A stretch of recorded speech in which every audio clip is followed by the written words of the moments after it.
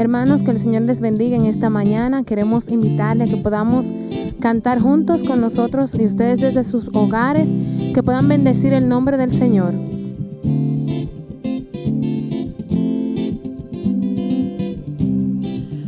Por la mañana yo dirijo mi alabanza a Dios que ha sido y es mi única esperanza. Por la mañana yo le invoco con el alma y le suplico que me dé su dulce calma. Él nos escucha pues nos ama tanto y nos alivia de cualquier quebranto. Nos da su mano poderosa y fuerte para librarnos de la misma muerte. Cuando a la noche se aproxima tenebrosa, en elevarle mi oración mi alma se goza. Siento su paz inagotable, dulce y grata, porque temores y ansiedad Cristo los mata. También elevo mi cantar al cielo, cuando a la tierra baja negro velo. El sol se oculta pero queda Cristo, a quien mis ojos en el sueño han visto. Brilla la lumbre bienhechora mientras duermo, pone su mano sobre mí si estoy enfermo. Me fortalece, me alimenta con el sueño, pues es mi Dios, mi Redentor y Él es mi dueño. Y al despertar por la mañana siento que Dios invade mi alma y pensamiento. Veo a Jesús, mi Redentor amado, por mi pecado en una cruz clavado.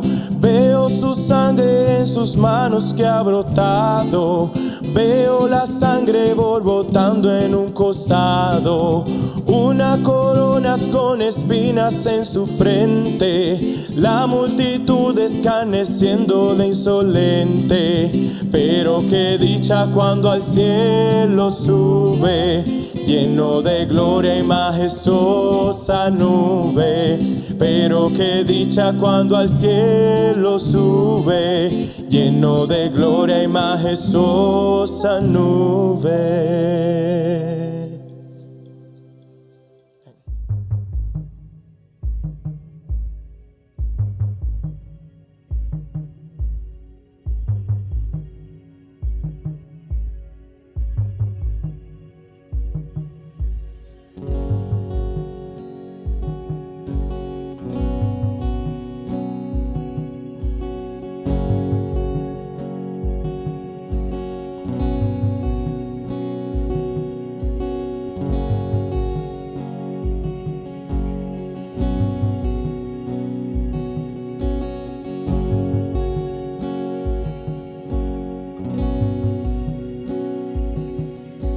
Oscuridad, en la tempestad tú me cuidas.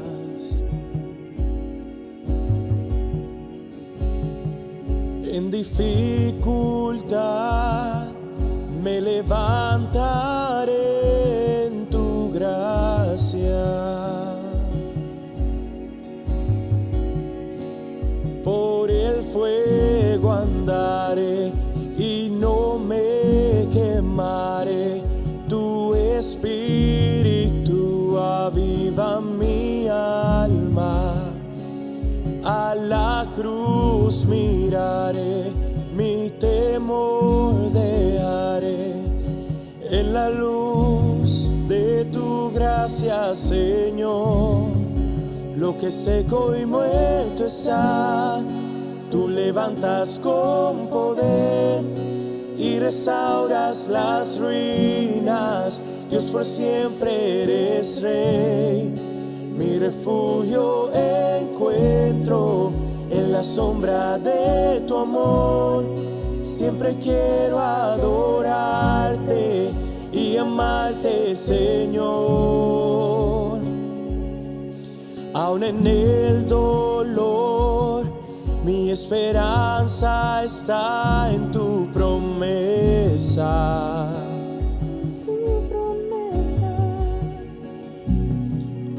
Cuando débil soy, tu poder me da nuevas fuerzas. Por el fuego andaré y no me quemaré. Tu espíritu aviva mi alma.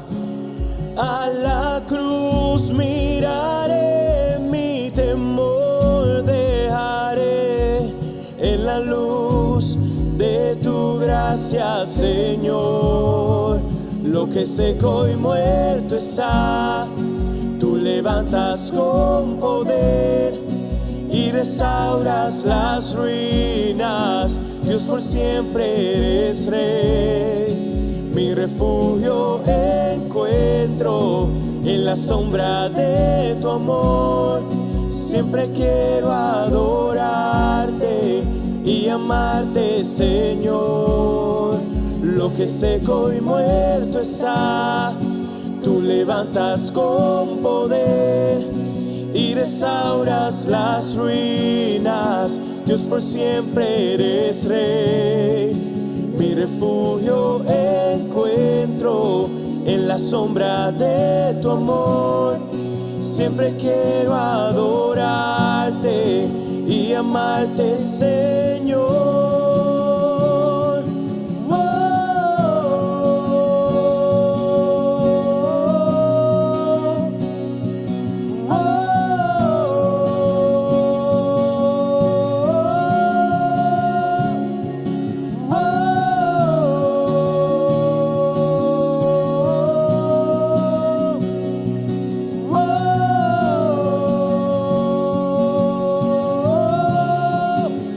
Seco y muerto está, tú levantas con poder y restauras las ruinas.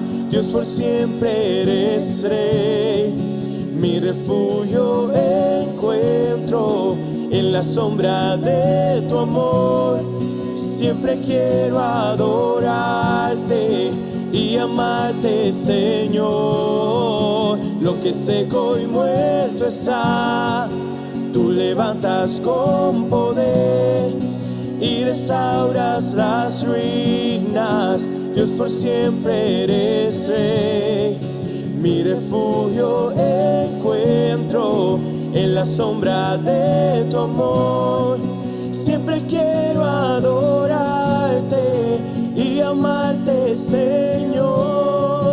Lo que seco y muerto está, tú levantas con poder y restauras las ruinas. Dios, por siempre eres Rey. Mi refugio encuentro en la sombra de tu amor. Siempre quiero adorarte y amarte, Señor.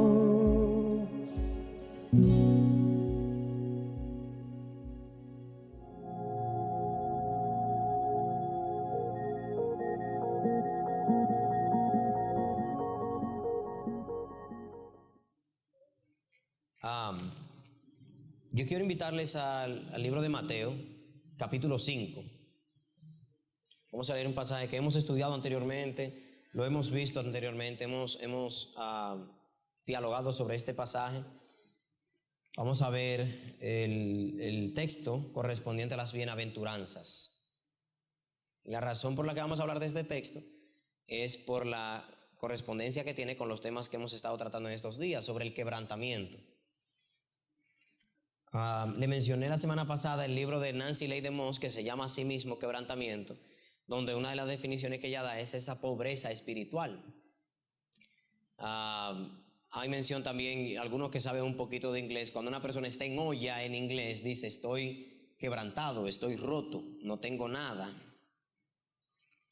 Y bajo esa idea venimos al día de hoy a este texto, pensando en eso, ¿qué significa estar quebrantado cuando esto es de cuestiones materiales y la relación con lo material? Y si en alguna manera nosotros somos acaparadores o acumuladores de bendiciones o de cosas espirituales o de alguna manera hay algo terrenal que nos haga pensar de nosotros mismos más de lo que nosotros somos, nos estaríamos refiriendo entonces a eso, a una especie de riqueza, entre comillas. Voy a leer en Mateo capítulo 5 del versículo 1 al 12. Viendo la multitud, subió al monte, sentándose, vinieron a él sus discípulos, y abriendo su boca les enseñaba diciendo: bienaventurados los pobres en espíritu, porque de ellos es el reino de los cielos. Bienaventurados los que lloran, porque ellos recibirán consolación. Bienaventurados los mansos, porque ellos recibirán la tierra por heredad. Bienaventurados los que tienen hambre y sed de justicia, porque ellos serán saciados. Bienaventurados los misericordiosos, porque ellos alcanzarán misericordia. Bienaventurados los de limpio corazón, porque ellos verán a Dios. Bienaventurados los pacificadores, porque ellos serán llamados hijos de Dios. Bienaventurados los que padecen persecución por causa de la justicia, porque de ellos es el reino de los cielos. Bienaventurados sois cuando por mi causa os vituperen y os persigan y digan toda clase de mal en contra de vosotros, mintiendo. Gozaos y alegraos, porque vuestro galardón es grande en los cielos, porque así persiguieron a los profetas que fueron antes de vosotros. En este texto, y como les dije, nosotros lo hemos estudiado anteriormente, vemos a Jesús hablando y refiriéndose a estas personas, a un grupo de personas que cumplen con ciertas características. En el contexto, Él les está diciendo por qué les está llamando bienaventurados. Este término, bienaventurados, es lo mismo que decir bendito, agraciados o personas de buena ventura, personas que han sido bendecidos, personas que tienen la gracia de Dios o el favor de Dios. Cuando leemos esto, tenemos que reconocer que Jesús está hablando a sus discípulos, aunque allí hay toda una multitud. Dice, viendo la multitud subió al monte, sentándose, vinieron a él sus discípulos. La primera audiencia aquí son sus discípulos, los creyentes. Pero hay una multitud que le está escuchando allí, a quienes no necesariamente va dirigido esto, pero que tienen que escuchar. Cuando Jesús utiliza aquí alrededor de una decena de veces la palabra bienaventurados, tenemos que creerle. Tenemos que creer que de verdad Él está diciendo lo que está diciendo.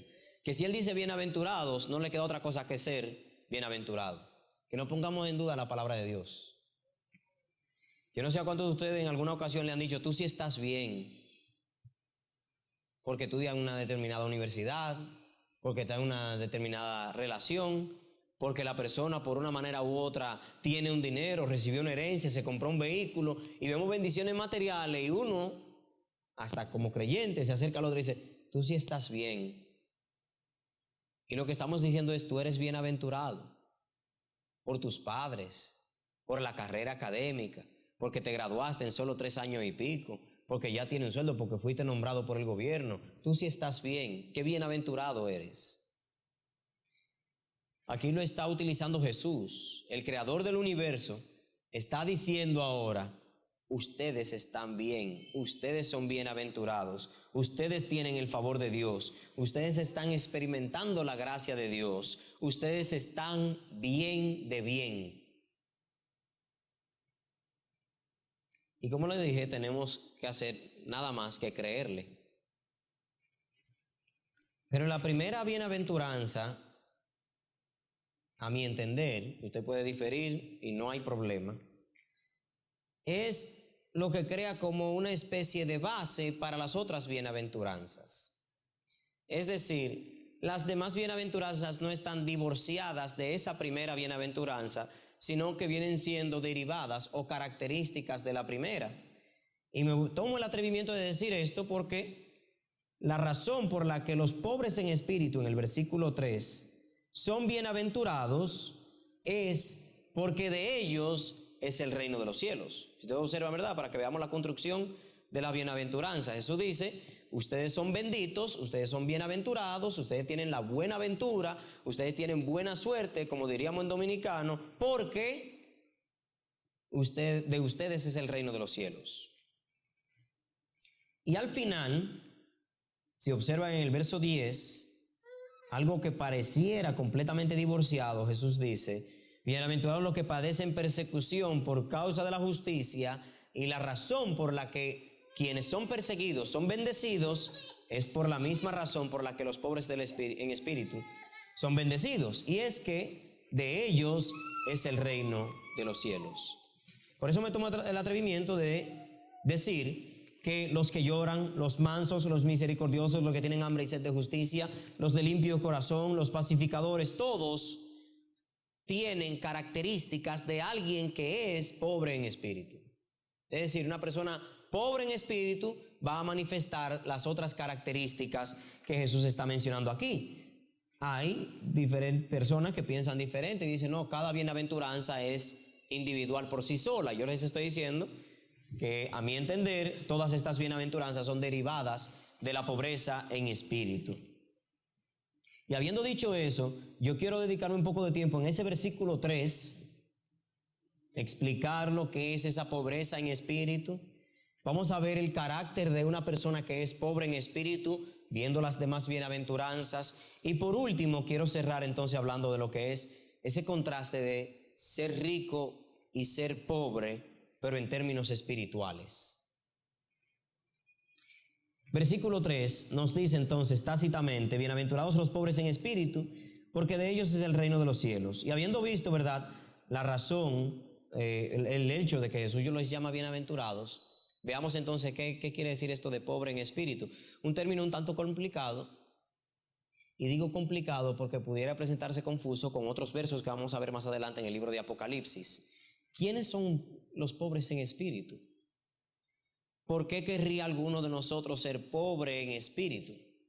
Y la razón por la que es chocante es la siguiente: la negatividad con la que vemos el término de pobreza. Cuando hablamos de pobreza, estamos hablando de alguien que le falta algo. Entonces, cuando decimos pobres en espíritu, ¿a qué nos estamos refiriendo? A gente que le falta espíritu, a gente que le falta la presencia del Espíritu Santo. ¿A qué nos estamos refiriendo cuando hablamos de pobre en espíritu? Bob Utley explica que de los términos que se usan para referirse a los pobres, este es el más drástico. En español, en nuestras Biblias, nos dice pobres, pero el término que está allí es más cercano a un vagabundo, a un pordiosero, a alguien que es dependiente, a alguien que solamente está pidiendo en la calle. No es una pobreza relativa. Y digo relativa como usted dice: yo soy pobre también, usted es pobre, yo soy pobre también, pero yo tengo un vehículo, yo no tengo 4.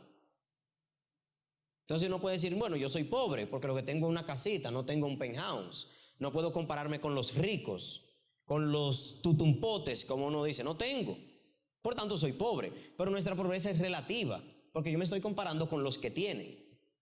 Pero ninguno de los que estamos aquí sentados me parece que hemos vivido en la calle, o que nos ha agarrado una noche o varias noches, para no decir una, porque le puede pasar a cualquiera, sin saber dónde vamos a dormir.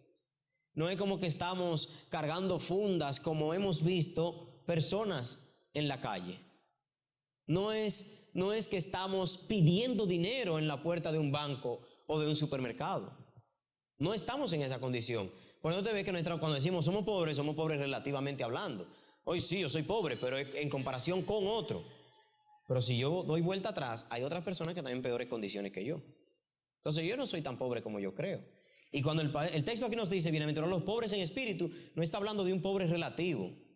Está hablando de una persona que no tiene absolutamente nada, que tiene que pedir para vivir.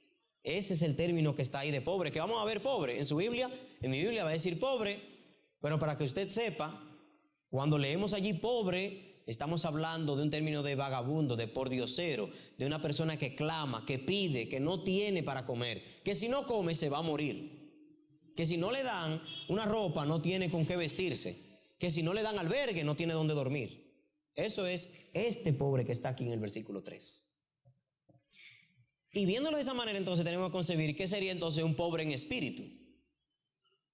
Y digo que es complicado porque esa connotación negativa que tiene pobreza y la connotación tan positiva que tiene el ser lleno del Espíritu Santo. Leemos en el libro de los Hechos, el Espíritu Santo fue derramado sobre ellos, fueron llenos del Espíritu Santo, fueron bautizados con el Espíritu Santo vino sobre ellos, el Espíritu Santo se rodeaba en ellos, posaba sobre ellos. Vemos una manifestación del Espíritu Santo tan fuerte, y todo es tan bueno y tan glorioso y tan poderoso, pero entonces esto viene aquí ligado con una cuestión de pobreza. Entonces, ¿qué es lo que quiere el Señor? ¿Que yo tenga mucho de su Espíritu o quiere que yo no tenga nada de su Espíritu? ¿Qué es lo que el Señor, a quién es que el Señor le está diciendo bienaventurado aquí? Y veremos entonces, como lo van a explicar los demás versos, que la persona que es pobre en espíritu es una persona quebrantada. Es una persona que delante del Señor, se presenta delante del Señor sabiendo, todo lo que yo puedo hacer, no lo puedo hacer con mi fuerza, es con la tuya. Cada paso que yo voy a dar, cada oración, cada lectura de la palabra, cada predicación, cada acto que yo voy a tomar, cada decisión que yo voy a dar, cada bendición que yo pueda tener, cualquier cosa, dependo de tu mano. El pobre en espíritu es una persona que de posición física deberíamos estar así con el Señor, con la mano levantada a esperar lo que Dios nos dé, tirado en el suelo, completamente por dioseros y vagamundos, pidiéndole al Señor, Señor, con lo que tú me dé hoy, con eso yo voy a vivir. Y el Señor dice aquí, bienaventurados esos que saben que no depende del que quiere, que no depende del que corre, sino que depende de a quien Dios tenga misericordia. Depende del mismo Dios que es el que da, del mismo Dios que da lo que quiere, cómo quiere, cuándo lo quiere. Y nosotros no estamos aquí para dictaminar. En inglés hay un refrán que dice: el que pide no manda. Y en español decimos: a caballo regalado no se le mire el diente, porque si a usted le están dando, usted no puede demandar. Entonces, esa actitud espiritual que a veces tomamos para con Dios, para con los hermanos, donde yo estoy mandando a Dios a que Él me dé lo que a mí me dé la gana, no es una actitud correspondiente a alguien que es pobre en espíritu.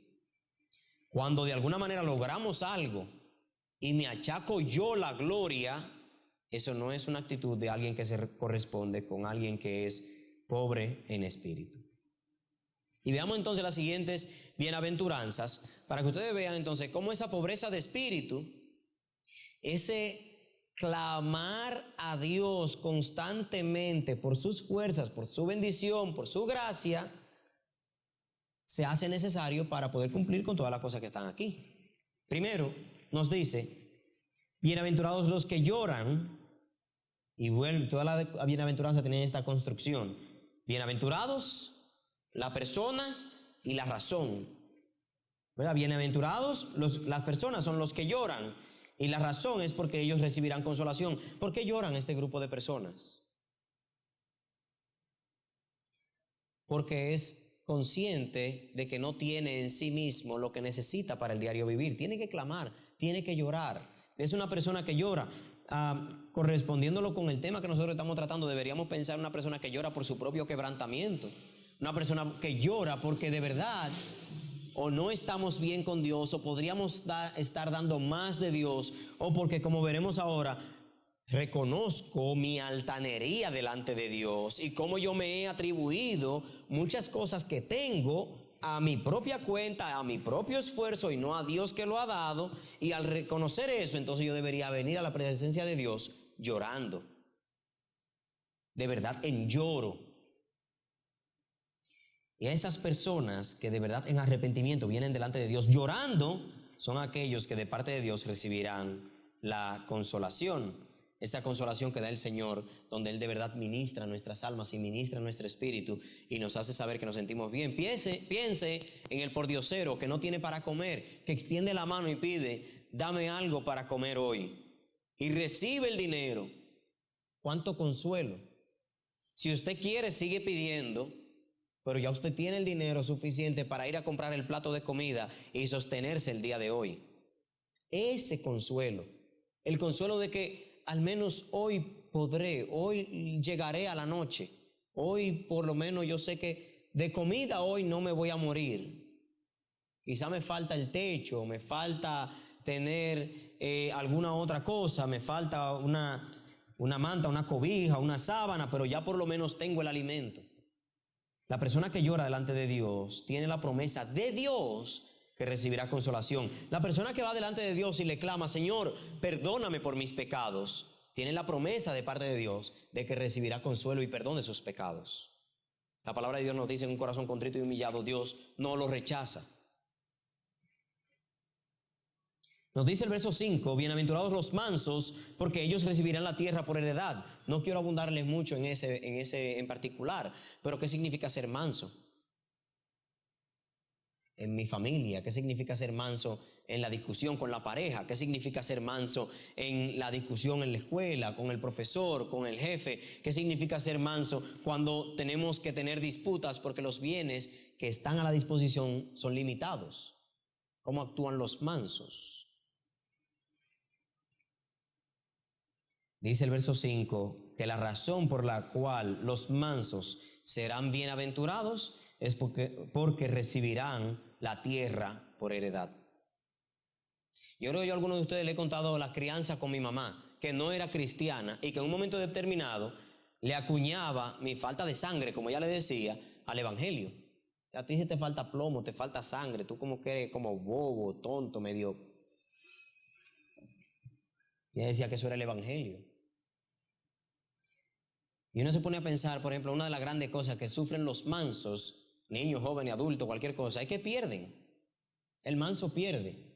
El manso va a comprar algo, una funda de pan al supermercado, llega a la casa, la encuentra llena de mojo y no la devuelve.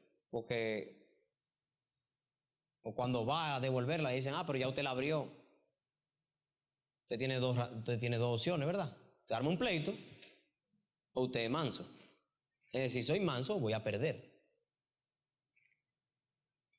Le puse un ejemplo trivial, pero vean el resultado de la bienaventuranza del versículo 5. ¿Qué es lo que recibirán los mansos? Es la tierra por heredad.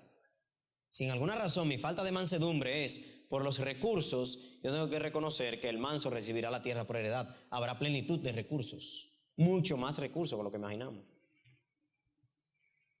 Verso 6, bienaventurados los que tienen hambre y sed de justicia, porque ellos serán saciados.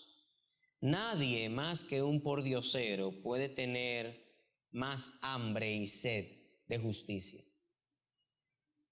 Cuando la falta de justicia toca nuestras puertas, no hay nada más real.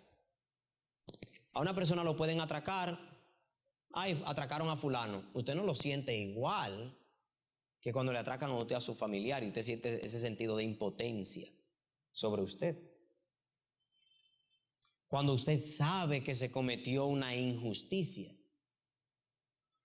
Hace unos meses yo iba hacia Santo Domingo y en la guagua en la que andaba, delante de mí se sentó uno de los hijos del director de la escuela, si ustedes recuerdan, en El Batey, que fue asesinado y creo que los atracadores le calcinaron su cuerpo.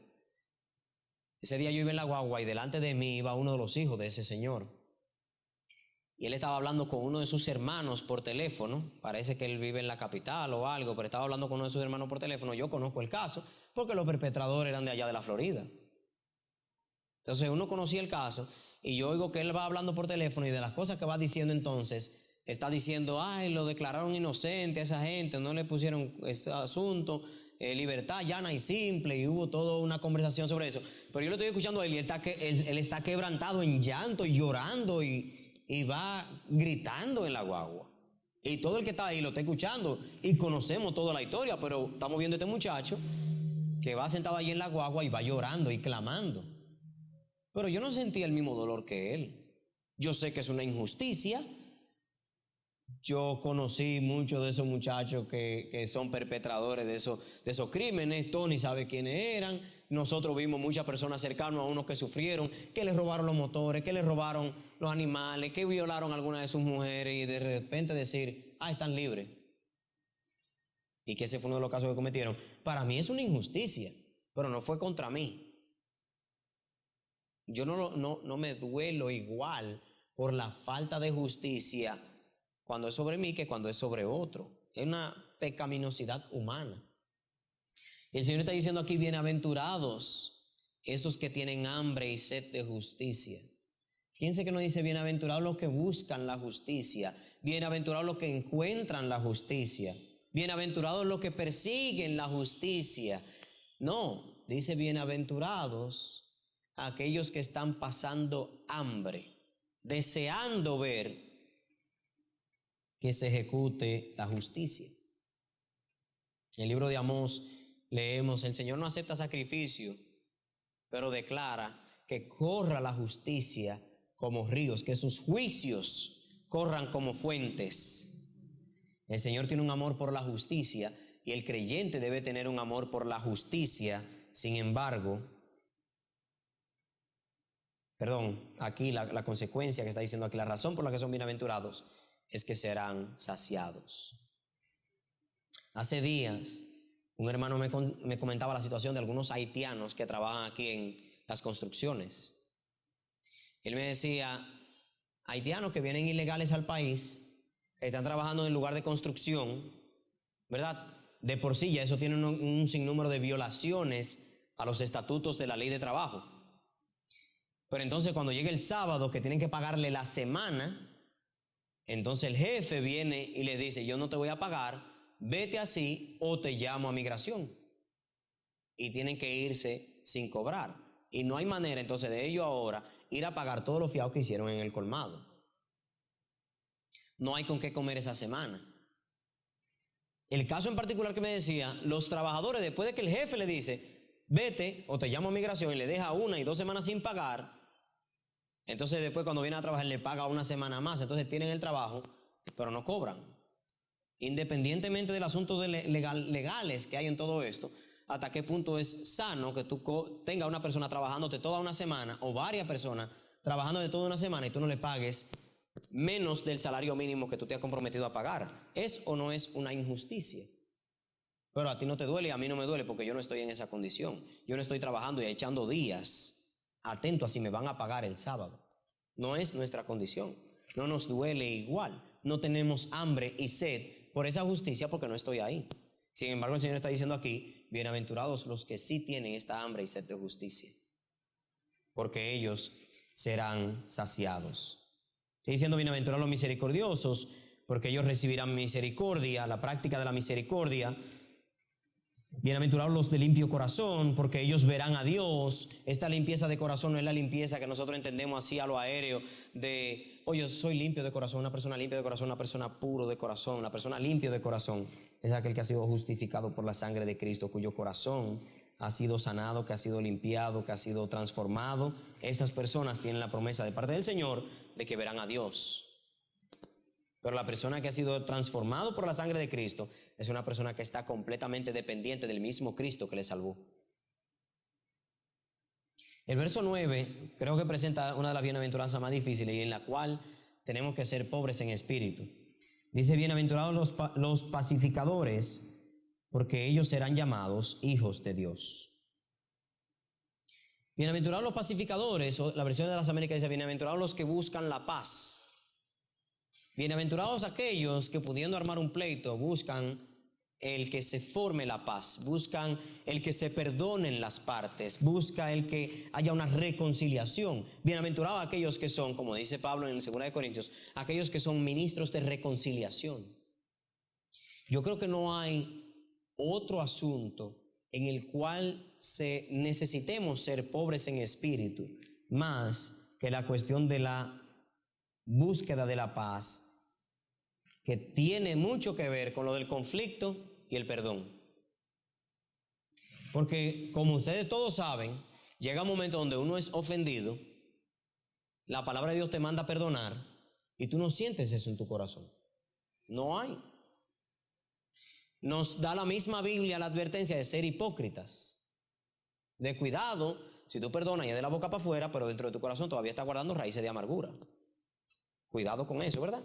Entonces, viendo ambas cosas, tenemos, bueno, independientemente de si yo pueda o no, lo que la palabra de Dios dice es que yo tengo que perdonar en la misma categoría o en la misma manera en que yo quiero ser perdonado por Dios. De hecho, lo leemos en la oración al Padre Nuestro. Perdónanos de la misma manera que nosotros perdonamos a quienes nos ofenden a nosotros. Entonces, independientemente de que usted pueda o no perdonar, de que usted pueda o no ser un pacificador, la Biblia nos da claramente un estándar y una norma. Al que te ofenda, perdónale, pero no perdone de la boca para afuera, porque eso es ser hipócrita. Perdona de la manera en que tú quieres que Dios te perdone a ti. Todos nosotros sabemos cómo queremos que Dios nos perdone. Cuando usted comete una falta a Dios o contra Dios, cuando usted peca, usted sabe cómo quiere que Dios lo perdone.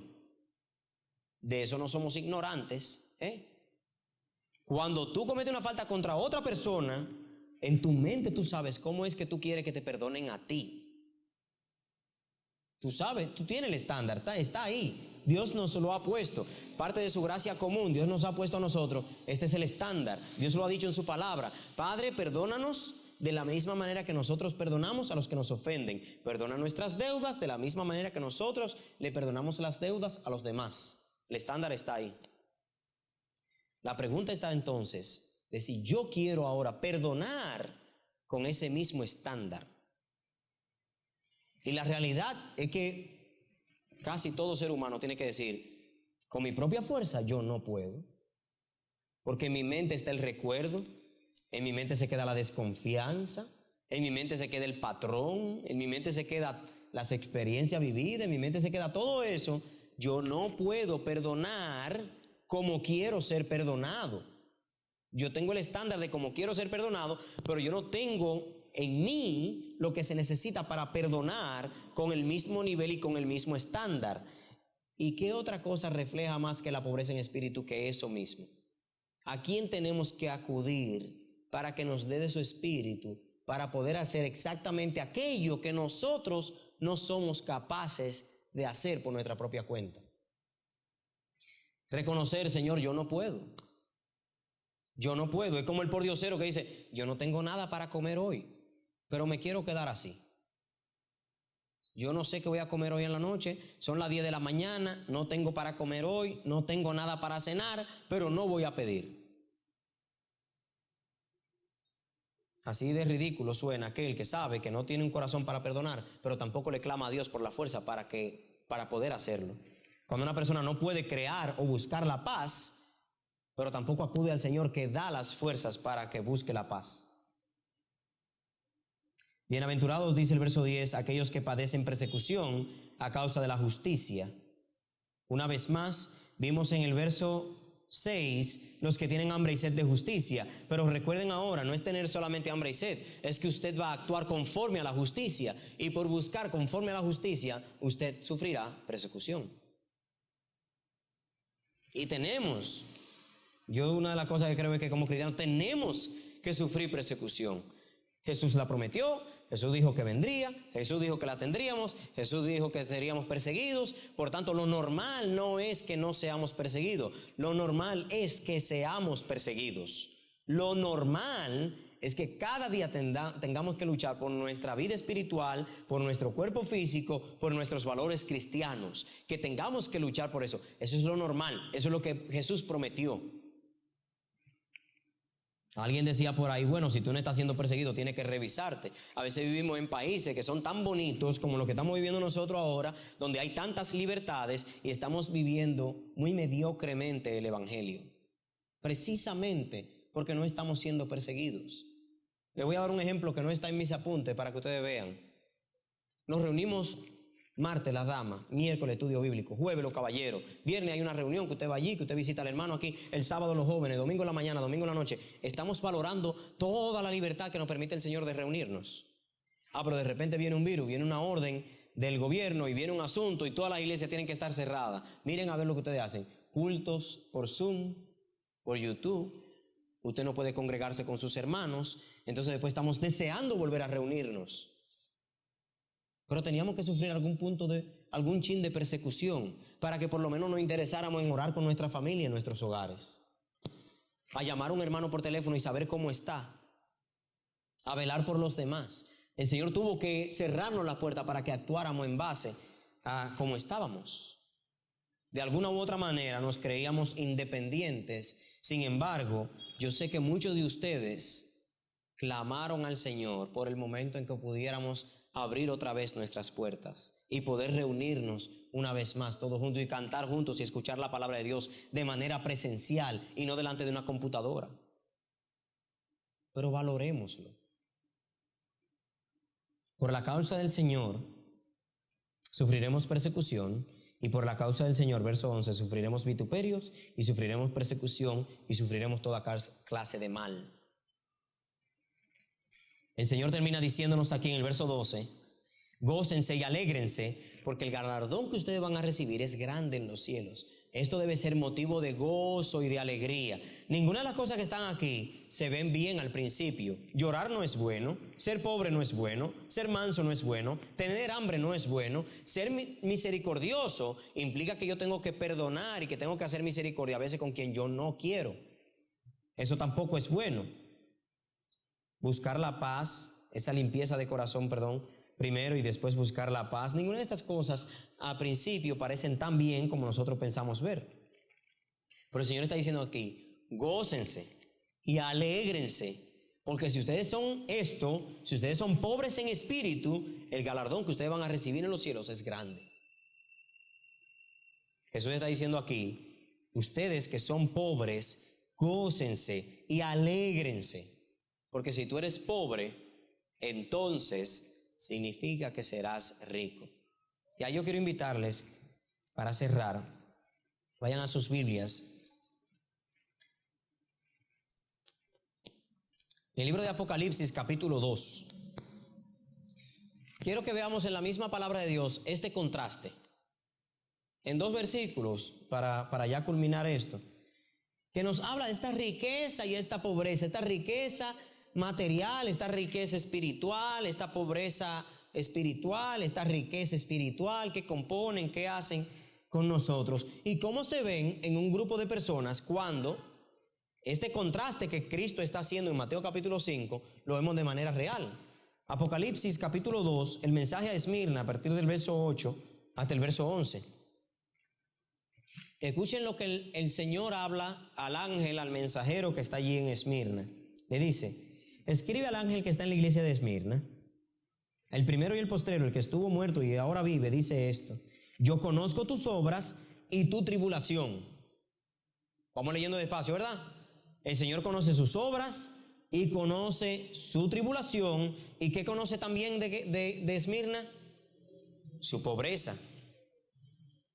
Yo conozco tus obras, conozco tu tribulación, conozco tu pobreza, y entre paréntesis le dice ahí, ¿qué cosa? Pero tú eres rico. Es como que el Señor le está diciendo, yo conozco esto, y conozco esto, pero hay algo de ti que yo conozco que quizás tú no te estás dando cuenta. Yo conozco tu pobreza, y está diciendo, pero tú eres rico. Entonces aquí hay un contraste que tenemos que analizar ¿cómo entonces? Esmirna, el ángel que está en la iglesia de Esmirna, el mensajero, el líder que estaba allí, o era el ángel, o eran las personas que estaban allí. Eran pobres, pero eran ricos. Entonces le dice aquí,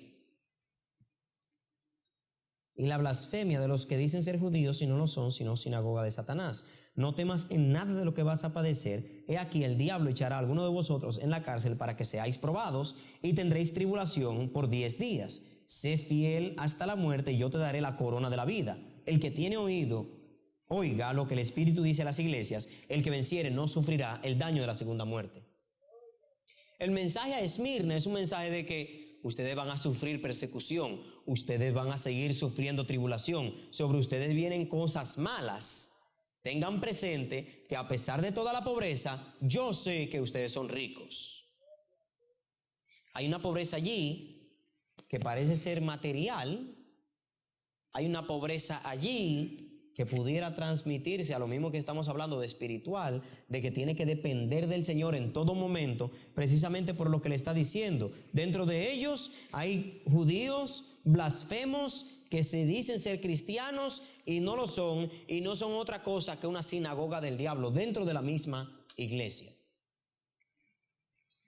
Dice allí, no temas en nada de lo que vas a padecer. Jesús le está diciendo, no temas en caso de que padezcas, no temas si te llevan a persecución. Le dice, no temas de lo que tú vas a padecer. El diablo echará a algunos de ustedes en la cárcel, serán probados. El mensaje de Cristo está claro, y está claro de que no es el mejor. Sin embargo, Dios les está diciendo, ustedes son ricos. A pesar de la persecución, de la tribulación, de la pobreza material, ustedes son ricos espiritualmente. En el capítulo 3, el mensaje a la iglesia en la Odisea, a partir del verso 14, vamos a ver entonces todo lo contrario. Mientras la iglesia de Esmirna es una iglesia que de manera material es pobre, el Señor le está diciendo, pero en tu corazón, por la defensa de la doctrina, por la persecución que tú padeces por causa de mi nombre, tú eres rico. En el capítulo 3, verso 14, comienza diciendo, y escribe al ángel de la iglesia que está en la Odisea, he aquí el amén y el testigo fiel, el verdadero, el principio de la creación de Dios, dice esto, yo conozco tus obras, que tú no eres ni frío ni caliente, ojalá fueras frío o caliente. Pero por cuanto eres tibio y no frío ni caliente, yo te vomitaré de mi boca. Porque tú dices, yo soy rico, yo me he enriquecido y de ninguna cosa tengo necesidad. Y no sabes que tú eres un desventurado, miserable, pobre, ciego y desnudo. Por tanto, yo te aconsejo que compres de mí oro refinado en fuego para que seas rico y vestiduras blancas para vestirte, para que no se descubra la vergüenza de tu desnudez, y unge tus ojos con colirio para que veas. En la Odisea vemos todo lo contrario. Altaneros, arrogantes, autosuficientes, que entendían que todo lo que tenían lo habían logrado por su propia cuenta. Quizás parte de esa riqueza que ellos están hablando pudiera ser de esa riqueza de lo que nosotros le decimos cosas espirituales. Quizá eran gente que iban a la iglesia como aquel fariseo que dice, yo ayuno 2 veces a la semana, vengo siempre al templo, hago esto, hago aquello. Y el Señor le está diciendo, yo conozco tus obras, tú no eres ni frío ni caliente. El mismo Señor clama con voz al cuello, ojalá tú fueras una de las dos cosas. Como decía en Reyes Isaías a los demás, Elías, ojalá dejaran de claudicar entre dos pensamientos. Ojalá se decidiesen por Baal o por Dios. Pero por no ser ni una cosa ni la otra, te vomitaré de mi boca. Este rico altanero dice, no tengo necesidad de nada. El pobre en espíritu reconoce delante de Dios de que es el único del cual puede ir y conseguir de él oro refinado en fuego, vestiduras para vestirnos y que cubran nuestra vergüenza, el único de quien podemos conseguir el colirio para ungir nuestros ojos y quitar nuestra ceguera. El pobre en espíritu reconoce que no tiene nada en sí mismo, que todo lo que tiene Dios se lo provee. Quizás lo difícil de esto es meditar nosotros si de verdad nosotros somos esos pobres en espíritu. ¿Y hasta qué punto yo he pecado o tú has pecado en esto? Creo que el Señor nos está dando una lección con una pandemia mundial, con las situaciones políticas que vivimos en nuestro país, con las guerras, con todo el odio racial que se está moviendo en las redes y en otros países, con todas las cosas que se están viendo en todo lugar. Dios nos está dando una lección. Y en esta lección nosotros tenemos dos actitudes. Yo puedo, yo no necesito, yo tengo el poder, yo no esto, yo no lo otro. O una actitud de arrepentimiento delante de Dios, de humillación delante del Señor, de clamar en pobreza de espíritu, Señor, haz lo que tú quieras. Haz lo que tú quieras, obra como tú quieras, pero no nos vamos a apartar de ti, porque no podemos ir a nadie más sino a ti. Si hemos caído en idolatría en alguna manera, si hemos valorado otra cosa más que a Dios, repréndenos, Señor. Una de las peores oraciones que yo he hecho en mi vida y que le recomiendo le haga a usted es que usted clame al Señor, Señor, quebrántame, rómpeme. Si de alguna manera yo he construido mi propia torre de Babel, desbarátala, Señor. De verdad, permíteme ser un pobre en espíritu, que clame a ti y diga, Señor, yo por mi propia cuenta, yo no puedo. Yo te necesito a ti. Yo necesito que tú me ministres para yo poder vivir ese día a día. Que su Espíritu Santo sea el que nos guíe en este caminar. Permítame orar. Señor Dios Todopoderoso, te damos gracias por tu palabra. Gracias porque a pesar de todo recibimos muchas bendiciones espirituales en los lugares celestiales en Cristo Jesús. De eso no tenemos ninguna duda. Quizá nuestra duda radica en cómo estamos nosotros respondiendo a esas bendiciones. Si de casualidad hemos llegado a un punto donde valoramos la bendición más que al que bendice, el regalo más que al dador. Padre, repréndenos. Padre, causa en nosotros una tristeza tal, una angustia tal, que nos lleve al arrepentimiento, al cambio de vida, a una vida entregada, a un avivamiento, Señor. Provoca en nosotros, Padre, un quebrantamiento tal que no podamos, Señor, que no podamos reconstruirnos por nosotros mismos, sino que tengamos que venir a ti, fuente de agua viva. Padre, quebrántanos de tal manera que nada de lo que yo me crea exista para darme gloria a mí mismo. Padre, rompe nuestros ídolos, quebrántalos, Señor. Desbarata, Señor, cualquier altar que hayamos construido en nuestro corazón.